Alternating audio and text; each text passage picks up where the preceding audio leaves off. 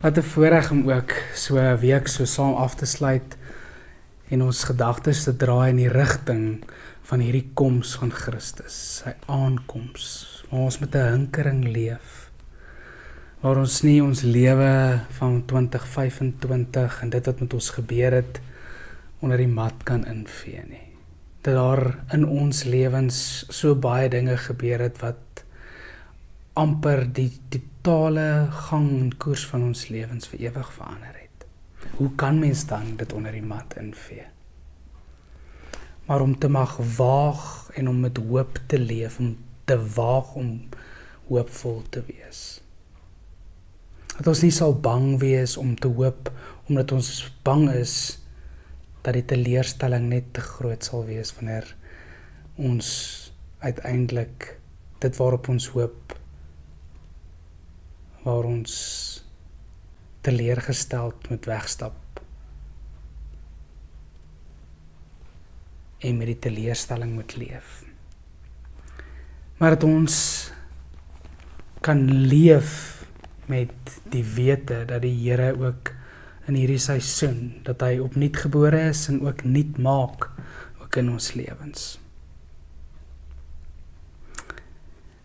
Ons teksgedeelte is Openbaring 21 vers 3. Toe het ek 'n harde stem van die troon af hoor sê, kyk, die woonplek van God is nou by die mense. Hy sal by hulle bly en hulle sal sy volke wees en God self sal by hulle wees as hulle God. God self sal by hulle wees as hulle God. En dan gaan hy verder, hy sal al die trane van hulle oë afdroog. En die dood sal daar nie meer wees nie. Ook leed, smart en pyn sal daar nie meer wees nie. Die dinge van vroeër het verby gegaan. Toe sê hy wat op die troon sit, kyk, ek maak alles nuut.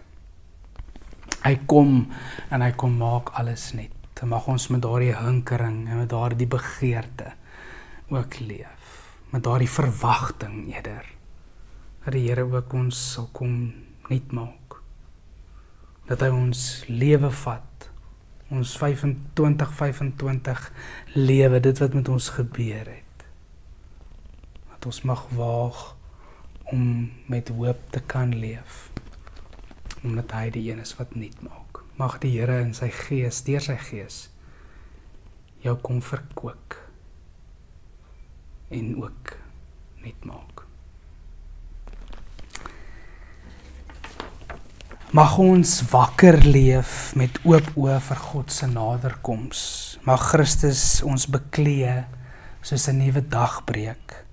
En mag die hoop wat nou al in ons is, begin groei. Amen.